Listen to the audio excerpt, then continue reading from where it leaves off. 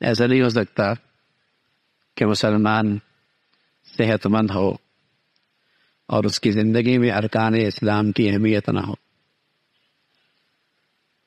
پھر ارکان اسلام میں سب سے بڑا فریضہ نماز ہے۔ آپ علیہ الصلوۃ والسلام فرمایا کرتے دین کا ستون ہے یہ، جس نے اسے قائم کیا اس نے دین کو قائم کیا، اور جس نے اسے ضائع کیا اس نے دین کی عمارت کو گرا دیا۔ حضرت عمر رضی اللہ تعالیٰ عنہ اپنے ارکان سلطنت کو خط لکھتے، اور خط کا عنوان یہ ہے کہ دیکھو میرے ہاں سب سے زیادہ اہمیت جس چیز کی ہے وہ نماز کی ہے۔ اگر تمہارے ہاں اس کا اہتمام نہیں تو مجھے کوئی امید نہیں کہ تم رعایا کے حقوق کا خیال رکھو۔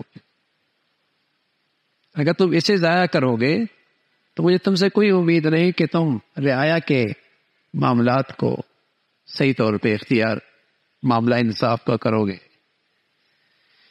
میرے ہاں سب سے اہم چیز نماز کہتے ہوئے مسلمانوں کے امیر تھے، امیر المومنین تھے، امیر المومنین تھے، اور آج امت کو کیسے لوگ نصیب ہیں جنہیں ایک سورت بھی نہیں پڑھنا آتی، قرآن کے ایک لفظ، ایک چھوٹی سی معمولی سی سورت صحیح لفظ بھی نہیں پڑھ سکتے۔ جیسے ہمارے اعمال ویسے لوگ ہم کی زندگی پہ مسلط ہیں۔ ہم چاہتے ہیں عمر جیسا آئے تو عمر جیسی رعایا بھی تو ہونی چاہیے۔ عمر کے تحت تو علی تھے، عثمان تھے، تو جیسے عمومی قوم کا حال ہوتا ہے ایسے لوگ پھر ان کے اوپر مسلط ہوتے ہیں۔ حضور علیہ الصلوۃ والسلام، حضرت موسیٰ علیہ الصلوۃ والسلام نے فرمایا کہ آپ زمین والوں سے کب خوش ہوتے ہیں کیسے پتہ چلے گا؟ زمین والوں کی زندگی سے آپ کو خوشی ہوتی ہے اس کی کوئی نشانی؟ فرمایا جب ان کے قومی امور ان کے اچھے لوگوں کے ہاتھوں میں آ جائے اور دولت سخیوں کے ہاتھ میں آ جائے اور موسم کے مطابق بارش ہونے لگ جائے، اور جب آسمان والا رب اہل زمین سے ناراض ہوتا ہے تو ان کی قوم کے بدترین لوگوں کے ہاتھوں میں ان کے قومی ذمہ داریاں آ جاتی ہیں، دولت بخیلوں کے ہاتھ میں آ جاتی ہے، اور بغیر موسم کے بارشیں ہونے لگ جاتی ہیں جس سے نفع کم ہوتا ہے، نقصان زیادہ ہوتا ہے۔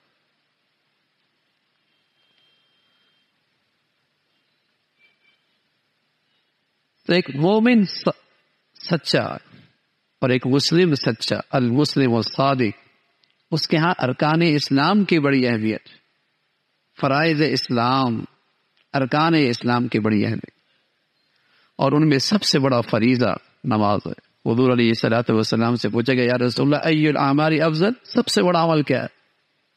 آپ علیہ الصلوۃ والسلام فرمایا الصلاۃ علی وقتہا، نماز کو اپنے وقت پہ پڑھنا۔ کہا یا رسول اللہ ثم ای، پھر فرمایا بر الوالدین، والدین کے ساتھ حسن سلوک کرنا۔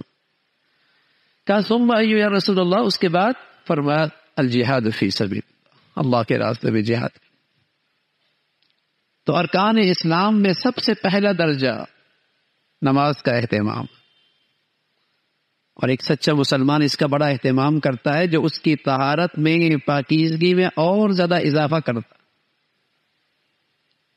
آپ علیہ الصلوۃ والسلام فرمانا کہ بتاؤ ایک شخص کے گھر کے سامنے نہر گزر رہی ہو اور اس میں دن میں وہ 5 مرتبہ غسل کرتا ہو تو بتایا اس کے بدن میں کچھ گندگی رہ سکتی ہے؟ صحابہ نے یا رسول اللہ اس کے بدن میں کیسے گندگی رہ سکتی ہے، 5 مرتبہ غسل کر رہا ہے؟ فرمایا اسی طرح جب مسلمان 5 وقت کا نماز کا اہتمام کرتا ہے تو اس پر بھی ایمان کے لحاظ سے کوئی سیاہی، کوئی گندگی گناہ کی اس کے ایمان پر نہیں آ پاتی۔ صاف ستھرا ایمان، خالص ایمان، سچا مسلمان